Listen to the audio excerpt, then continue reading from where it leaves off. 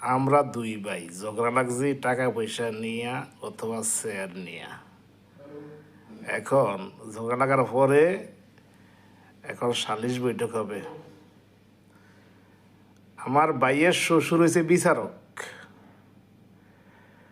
ভাইয়ের শালার সম্বন্ধে হয়েছে সাক্ষী, ভাইয়ের এই জেডস হয়েছে, জেডস আর শালি হয়েছে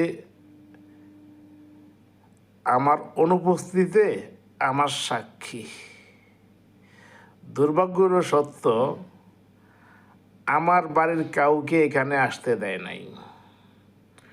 আমারও তো নিজের শুভাকাঙ্ক্ষী আছে, তাই না? আমার পক্ষে কথা বলার মতো লোক আছে আমার বাড়িতে, একজন লোকেরও বলে নাই। এখন আমার বাইয়ে যে বিচারের প্রার্থীটা হইল, ভালো কথা। বাইয়ের শ্বশুরে, বাইয়ের শালা সম্বন্ধী, বাইয়ের জেডর শালায় কার পক্ষে গান গাইব, কার পক্ষে কথা বলবো? আমার পক্ষে না বাইয়ের পক্ষে? ওই শালার ভাই শালারা, তোরা যে বেশি চিল্লা হাল্লা করস।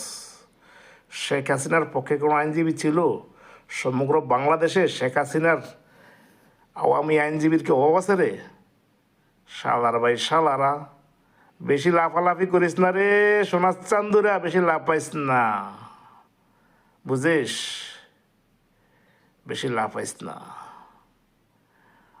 বঙ্গবন্ধুর কন্যা শেখ হাসিনা, মনে রাখিস।